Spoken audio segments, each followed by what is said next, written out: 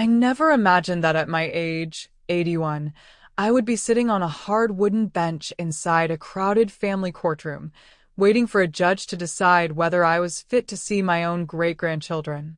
The air smelled faintly of paper and disinfectant, and the fluorescent lights above buzzed with an irritating persistence. My hands rested in my lap, thin and unsteady, the skin marked with time. I kept them folded tightly together so no one would notice the tremor. Across the room stood Claire, my daughter-in-law, perfectly composed as always. Her dark green blazer was tailored to perfection, her posture straight, her expression carefully balanced between concern and quiet sorrow. Anyone looking at her would see a devoted mother, strong, resilient, doing everything for her children. But I knew better. Your Honor, her voice rang out clearly, I am deeply concerned about Anna's influence on my children. My chest tightened. There it was. Not even a moment of hesitation. Just like that, I had been reduced from grandmother to threat. The judge, a stern man with a lined face and sharp eyes, nodded slightly as he wrote something down. Go on. Claire sighed softly, as if this were painful for her to say. Anna has become increasingly unstable. She forgets things, leaves appliances on, tells the children disturbing stories. I fear for their safety when they are with her. Each word felt like a stone dropped into my chest. Unstable, dangerous, a risk. I swallowed hard, forcing myself to remain upright, because none of it was true. Yes, I had forgotten a kettle once. Yes, I had told the children stories about their father, about family, about where they came from. But those weren't disturbing. They were memories. Love passed down. But in Claire's mouth, everything twisted. Everything became something ugly. Do you have legal representation, Miss Carter? The judge asked, glancing at me. I shook my head slowly. No, Your Honor. I didn't think I would need a lawyer just to remain in my great-grandchildren's lives. A faint flicker passed through Claire's face. Satisfaction. It was subtle, but I saw it. She had come prepared. I had come hopeful. That was my first mistake. Her lawyer stepped forward, a tall man with a polished voice and practiced confidence. We have documentation supporting Ms. Bennett's concerns, he said smoothly, placing a folder on the judge's desk. Medical notes, incident reports, behavioral observations. My heart sank. Documentation? What documentation? I had lived a quiet life. No police reports. No hospitalizations. Nothing that could justify what they were saying. Unless she had created it. Miss Carter, the judge said, looking at me over his glasses, would you like to respond? I lifted my chin, ignoring the ache in my neck. Yes, I said, my voice quieter than I wanted, but steady enough. Everything she said is exaggerated or completely false. I have cared for those children since the day they were born. After my grandson passed away, I was all they had left from his side of the family. My voice faltered slightly at the memory. Ethan.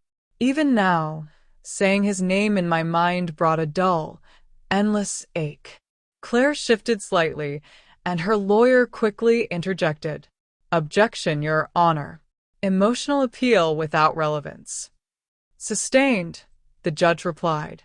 Please remain focused, Miss Carter. I nodded, though my throat tightened. Focus. How do you focus when your entire life is being dismantled in front of strangers? I gripped my purse tighter, and that's when I saw it. A small slip of paper had fallen halfway out of Claire's handbag as she adjusted it near her feet. Most people wouldn't have noticed, but I did, because I had spent 40 years as a nurse. And some things once learned never leave you. The label on the paper, barely visible from where I sat, sent a cold wave through me. I recognized the medication name instantly. It shouldn't have been there. It shouldn't have been in her possession. And it certainly had no place anywhere near children.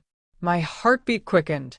Suddenly, fragments of the past months began rearranging themselves in my mind. The hospital visits, the unexplained illnesses, the way the children would get sick, suddenly, severely, and then recover just as quickly. The way Claire always seemed almost calm during emergencies. Prepared. In control. Too in control. Your Honor, I said, before I could stop myself. The courtroom quieted. Claire's head snapped toward me. Yes, the judge said. There's something you need to know, I continued, my voice stronger now. Something important. Something that directly concerns the children's safety. Claire's expression changed. For the first time since the hearing began, she looked afraid. Miss Carter, the judge said carefully, you're making a serious claim. I met his gaze. So is she, I replied. Silence filled the room. I could feel every eye on me, every breath held. I believe, I said slowly, that Claire is the one putting those children in danger. A sharp inhale rippled through the courtroom. Claire stood abruptly. That's absurd. But I didn't look at her. I kept my eyes on the judge. Give me time, I said. Just a few days. I can prove it. The judge leaned back, studying both of us. The tension stretched unbearably. Finally, he spoke. This hearing will be postponed for 1 week. The gavel struck. Just like that, it was over. For now. Claire brushed past me as we exited, her shoulder nearly hitting mine. You've made a terrible mistake, she whispered, her voice low and venomous. I didn't respond, because, for the first time, I wasn't afraid of her. I was afraid of what I might discover. That evening, I sat alone in my small house, the silence pressing in around me. The walls were lined with photographs. Ethan as a boy. Ethan as a young man. Ethan holding his newborn children. I walked slowly to the shelf and picked up one frame. His smile stared back at me. Trusting. Warm. Gone. I'm sorry you whispered. Because suddenly, a thought I had buried for years began to surface. What if his death hadn't been an accident? What if? No. I shook my head. That was too much. Too far. But still, the doubt remained. I moved to my desk and opened the notebook I had been keeping. Dates. Symptoms. Strange patterns. I had written everything down, not knowing why at the time. Now I knew, because something had always felt wrong. And now I was certain, if I didn't act, those children might not survive. That night, I barely slept. Every time I closed my eyes, I saw the same things. Ethan's smile, Claire's cold expression in the courtroom, and worst of all, the pale faces of the children. Oliver and Sophie, my great-grandchildren, the only pieces of my family that remained untouched by time until now. By morning, exhaustion had settled deep into my bones, but something stronger kept me moving. Certainty. Not suspicion anymore. Not doubt. Certainty. I made tea, but forgot to drink it. It sat untouched on the kitchen table as I opened my notebook again, flipping through pages filled with dates and observations. At first, the notes had been innocent. Sophie, rash on arms, no clear cause. Oliver, vomiting, sudden onset, resolved overnight. But now, reading them with new understanding, a pattern screamed at me. The illnesses always appeared suddenly. They never matched common diagnoses. And most disturbingly, they always seemed to happen when Claire was alone with them for extended periods. My phone rang, sharp and unexpected. It was Daniel, Ethan's closest friend and a lawyer. Anna, I heard about court, he said without preamble. What the hell is going on? I exhaled slowly. She's trying to take them away from me. Completely. That doesn't make sense. You've practically raised those kids. I know, I said quietly, but that's not even the worst part. There was a pause. What do you mean? I think Claire is making them sick. Silence. Heavy, stunned silence. Anna, he finally said, his voice lower now. That's a serious accusation. I know exactly how it sounds, I replied. But listen to me. I told him everything, the prescription I saw, the hospital visits, the patterns, the way Claire behaved during emergencies. By the time I finished, my hands were shaking again. Daniel didn't interrupt once. When I stopped speaking, he exhaled slowly. If you're right, this is medical abuse. I am right. Another pause, shorter this time. More focused. Okay, he said. Then we don't waste time. We need evidence. Real evidence. Medical records, pharmacy logs, witness statements. Not just suspicions. I have my notes, I said. That's a start, he replied. But we need more. A lot more. I saw something else, I added, lowering my voice instinctively, even though I was alone. Ethan, before he died. He was asking questions.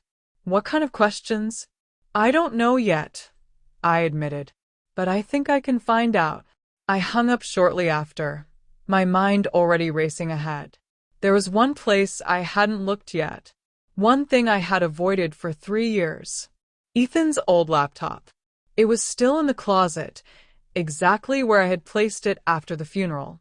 I hadn't been able to bring myself to open it. It felt too personal, too final. But now it wasn't about grief anymore. It was about truth. I pulled the box down carefully, brushing dust off the lid. My fingers hesitated for just a moment before lifting it open. The laptop looked exactly as I remembered. Ordinary. Silent. Waiting. I plugged it in, my heart pounding harder with each passing second. When the screen lit up, I felt something shift inside me. This wasn't just memory anymore. This was evidence. Ethan had always used the same password. I tried it, and it worked. The desktop appeared, unchanged. Files. Emails. Fragments of a life that had ended too suddenly. I opened his email first. Scrolling through months, then years, I found nothing unusual at first. Work messages. Bills. Family photos.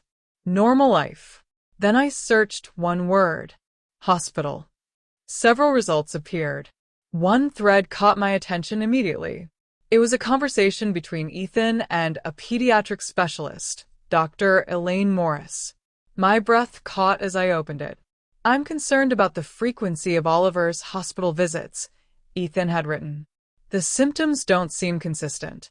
Every time I try to talk to Claire, she shuts down or changes the subject. I gripped the edge of the desk. He had noticed. He had seen it. Dr. Morris had replied, suggesting a private consultation. But there were no further messages. The date of that email was 3 days before Ethan died. 3 days. A cold wave spread through me. This wasn't coincidence. This was something else. Something darker. Before I could process it further, a sound broke the silence. The front door. My body froze. I hadn't locked it. Slowly, carefully, I stood up and stepped into the hallway. The door was slightly open. My heart pounded. Hello? I called. No answer. I pushed the door wider. The living room was a mess. Drawers open. Papers scattered. Cushions thrown aside. Someone had been here. Someone had searched the house. My stomach dropped. I ran back to the office. The laptop was gone. So was my notebook. For a moment, I couldn't breathe. Then it hit me. Claire. She knew. Or at least she suspected. My phone rang. Her name appeared on the screen.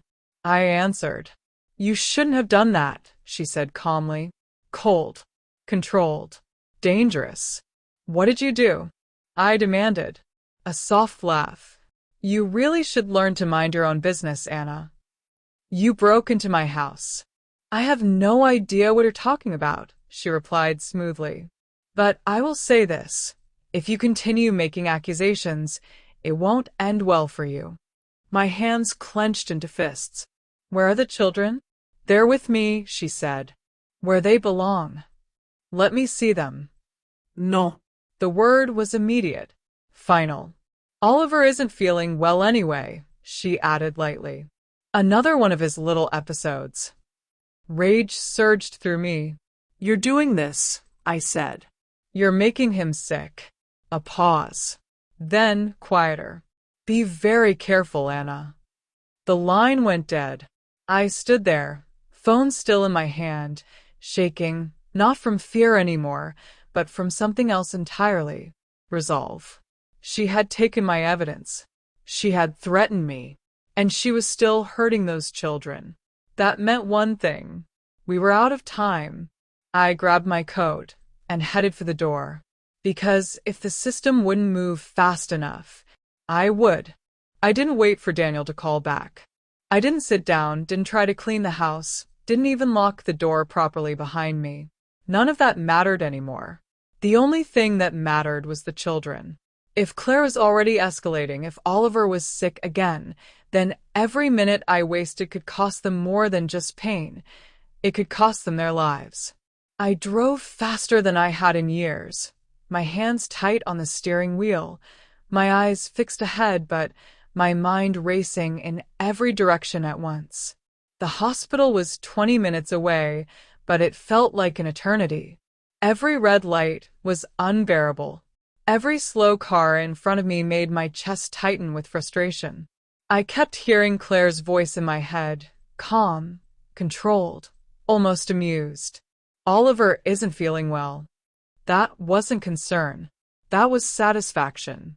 By the time I pulled into the hospital parking lot, my heart was pounding so hard I could feel it in my throat. I didn't bother fixing my hair or smoothing my coat.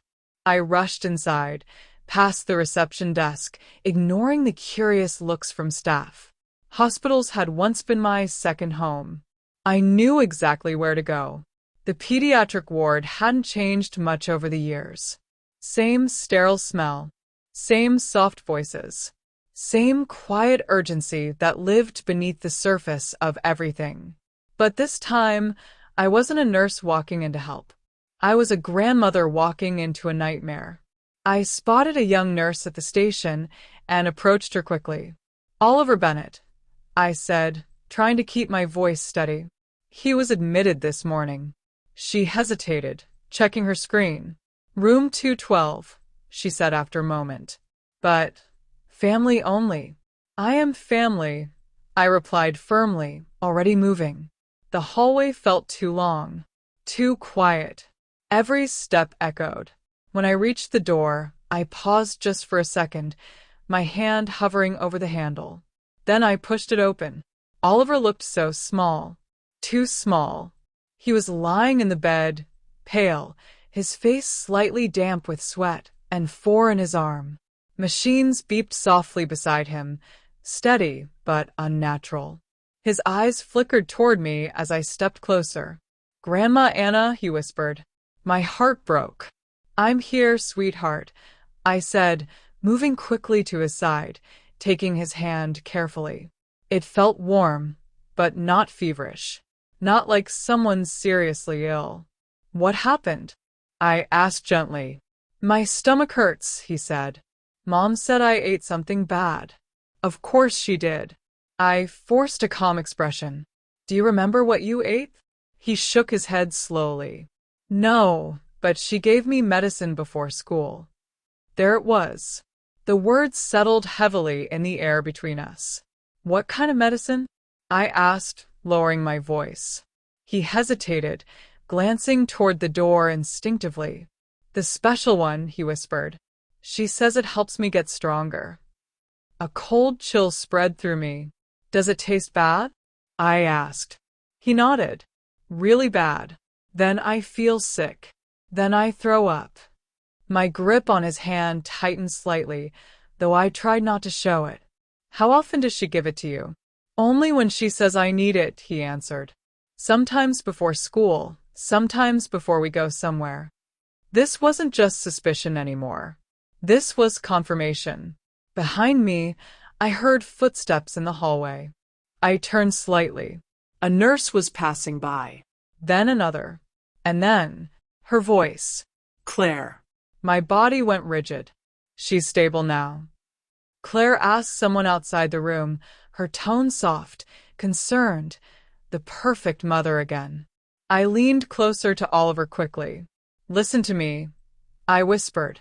You didn't do anything wrong. Do you understand? He nodded faintly. I love you, I said, brushing his hair back gently. I love you too, he murmured. The door handle moved. I straightened just as Claire walked in. For a split second, surprise flashed across her face. Then it disappeared, replaced instantly with that same controlled expression. Anna, she said, as if we were meeting casually. What are you doing here? I came to see my great-grandson, I replied calmly. She stepped further into the room, placing her bag down carefully. You shouldn't be here. You're not authorized. Oliver shifted slightly in the bed, looking between us. I'm his family, I said. Claire smiled faintly. Not according to the court. The words were quiet, but sharp. I spoke to him, I said, my voice lowering. Her eyes narrowed almost imperceptibly. About what? About the medicine. Silence. Heavy. Dangerous. For a moment, I thought she might lose control. But she didn't. She stepped closer, lowering her voice so Oliver couldn't hear. You're making a very dangerous mistake. No, irraplia. You already made it. Her jaw tightened. You have no idea what you're talking about. I know exactly what I'm talking about, I said. And I'm not staying silent anymore. Her eyes flicked toward Oliver, then back to me. You need to leave. Now. I held her gaze for a moment longer.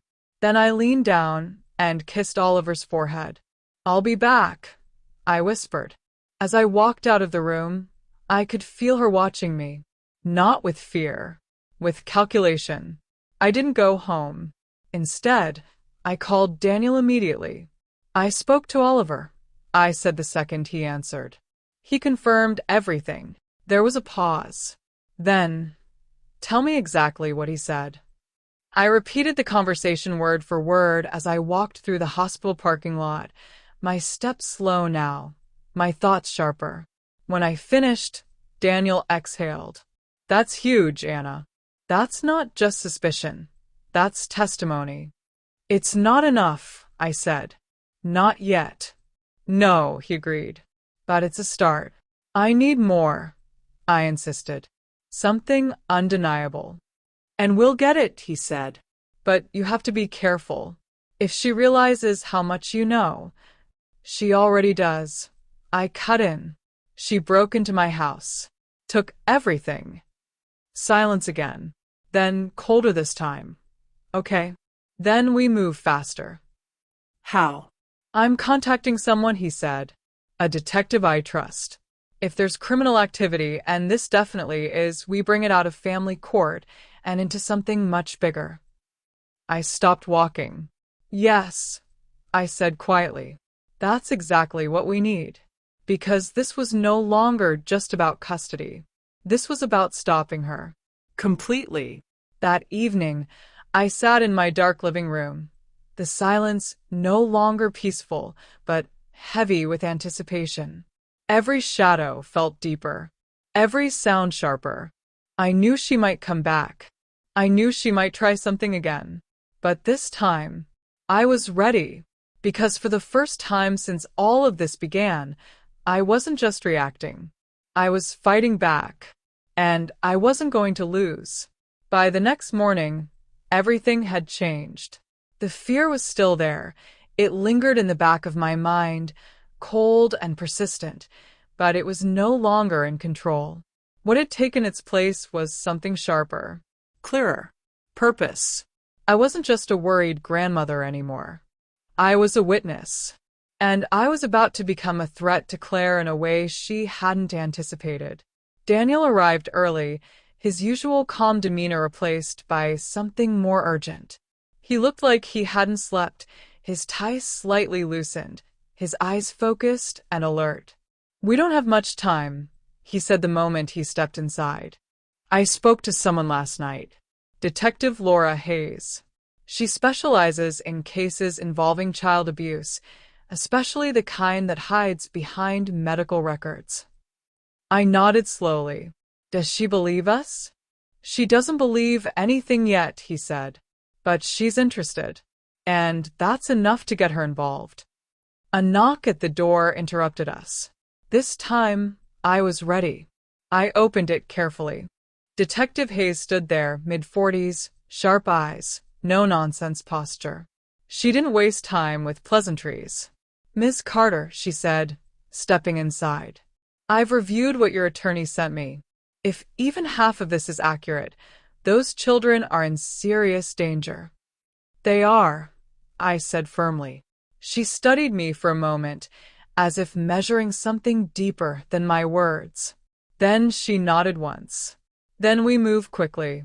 We sat at the kitchen table, the same place where my life had once been simple. Now it felt like a war room. Daniel laid out everything we had, my notes, what I could remember from memory, Ethan's emails, Oliver's statement. Detective Hayes listened without interrupting, occasionally jotting something down. When I finished, she leaned back slightly. "This pattern fits something we see in rare but severe cases. Caregiver-induced illness. It's deliberate, controlled, and often very difficult to prove because the abuser appears cooperative and attentive." "Claire," I said quietly. "Yes," the detective replied. "And people like her are careful. They build trust. They create an image that shields them." "That's exactly what she's done," I said. Hayes nodded. "Which means we need something stronger than patterns and suspicions. We need direct evidence. Something undeniable." "I saw a prescription," I said. "Yesterday in court. A substance that shouldn't be used anymore." Daniel leaned forward.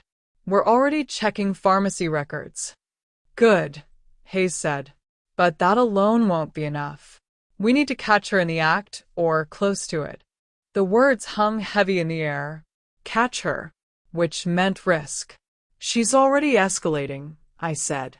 "Oliver was sick again yesterday. And Sophie, she hasn't even been mentioned. That worries me more." "It should," Hayes replied. "When control starts slipping, behavior like this can become more extreme." A silence followed. Then Daniel spoke. "There's another problem. The judge assigned to the custody case, he might not be neutral." Hayes raised an eyebrow. "Explain." "Claire has connections," Daniel said. "Social circles, charities, people in the system.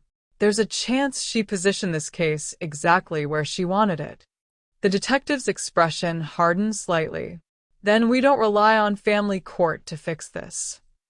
That was exactly what I needed to hear. "What do we do?" I asked. Hayes leaned forward. "We monitor her closely. We gather evidence from multiple angles, medical, behavioral, and, if possible, visual." "You mean surveillance?" I said. "Yes." Daniel nodded slowly. "That could work, if we do it legally." "We will," Hayes said. "But we don't have much time. If she suspects pressure, she may try to disappear with the children." My stomach tightened. She mentioned Arizona once. Her mother lives there. Hayes and Daniel exchanged a look. "That's important," the detective said. "We need to act before she makes that move." By midday, everything was in motion. Daniel had contacted a pharmacist who confirmed something critical. Claire had recently filled a prescription under questionable circumstances. Not just once, multiple times. Different locations, different names. That alone painted a dangerous picture. But still, not enough. I stayed at home while Daniel and Hayes coordinated the next steps. It was the longest afternoon of my life. Every minute stretched. Every sound made me turn toward the door. I couldn't shake the feeling that something was about to happen. And then, It did. my phone buzzed. Unknown number. I hesitated for only a second before answering. Miss Carter, a quiet voice said. This is Emily. I'm a nurse at the hospital. My heart skipped. Yes, I said. What is it? I don't have much time, she continued. But I think you're right about Claire. My grip tightened on the phone. What happened? I saw her, Emily said. Last night. In Oliver's room. She had a syringe. She said it was water, but it wasn't clear. And after she left, his condition got worse. The room seemed to tilt slightly. Will you testify? I asked quickly. There was hesitation. Then, yes, if it helps the children. It will, I said firmly. When I hung up, my hands were trembling again. But this time, it wasn't fear. It was momentum. That evening, Hayes returned with new urgency in her step. We don't wait anymore, she said. We act tomorrow. What's happening tomorrow? I asked. Claire plans to discharge Sophie from a hospital, she said, against medical advice.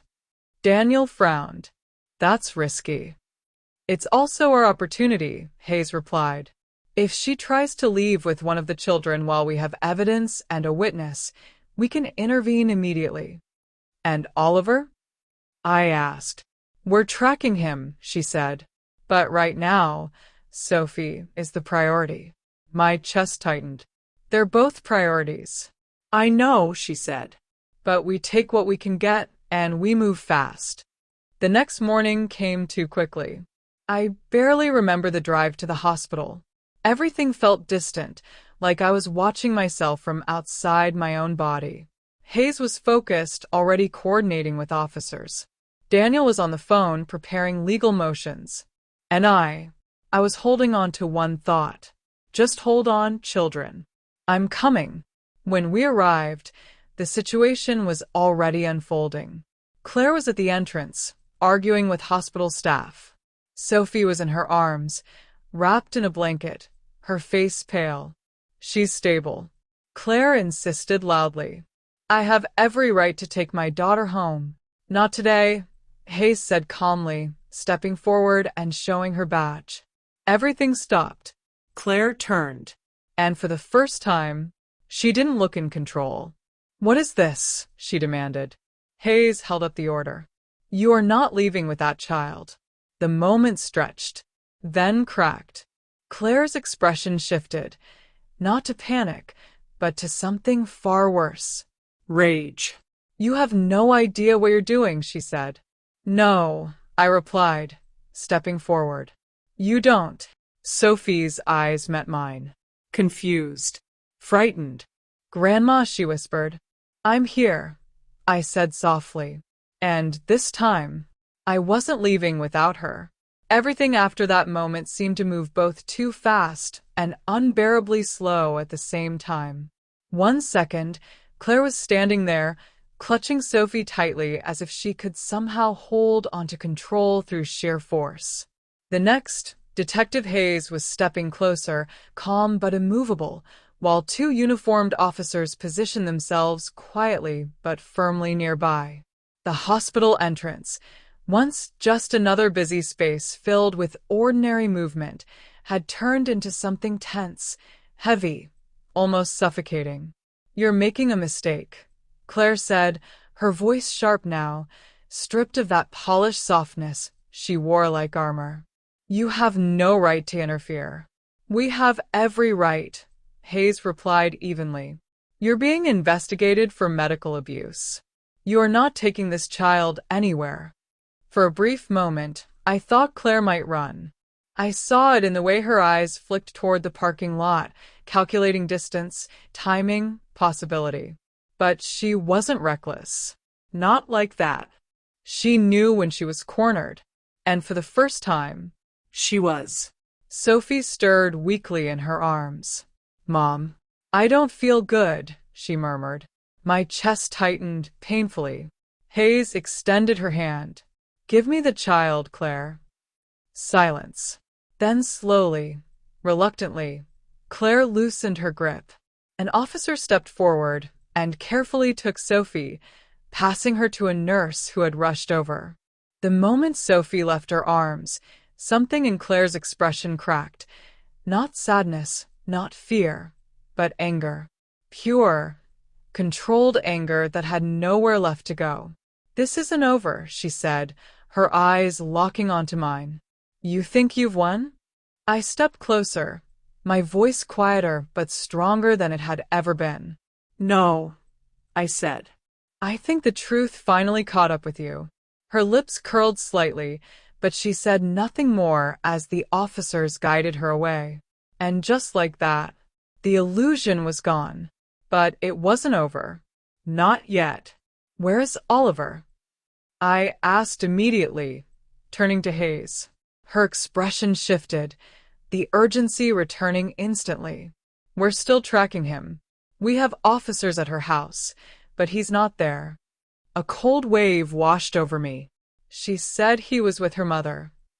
We're checking that, Hayes replied. But something doesn't add up. Of course it didn't. Nothing about Claire was ever straightforward. We moved quickly back inside the hospital as Sophie was taken into a treatment room. I stayed by her side, refusing to move even for a second. Her small hand clung to mine, her breathing uneven but slowly stabilizing as the doctors worked. Grandma, she whispered weakly, her eyes barely open. Is Oliver okay? The question hit me harder than anything else. I'm going to find him, I said, forcing certainty into my voice. I promise. She nodded faintly, trusting me without hesitation. That trust, it was everything, and I would not break it. An hour passed, then another. Every minute felt like it was pressing down on my chest. Daniel arrived, his face pale but determined. We've secured an emergency order, he said.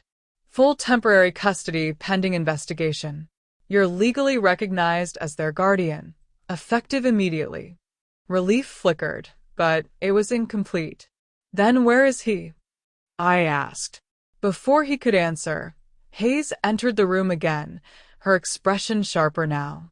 We found something, she said. My heart jumped. What? Her house, Hayes continued. The garage. There's a hidden storage space behind some old boxes. Officers are checking it now. I didn't even realize I had stopped breathing. Seconds stretched. Then, her phone rang. She answered immediately, turning slightly away, but I could hear enough. Yes, okay, is he conscious? A pause. Then she exhaled slowly. He's alive, she said, turning back to me. My knees nearly gave out. They found him hiding, she continued. Weak. Dehydrated, but alive.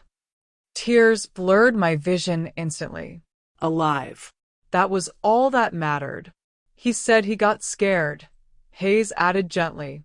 Said his mother gave him too much of the medicine and told him you were coming to take him away forever. So he hid.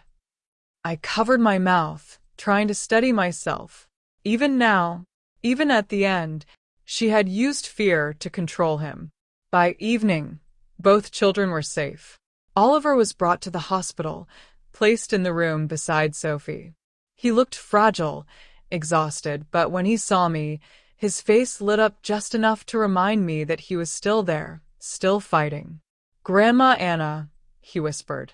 I'm here, I said, sitting beside him, taking his hand carefully.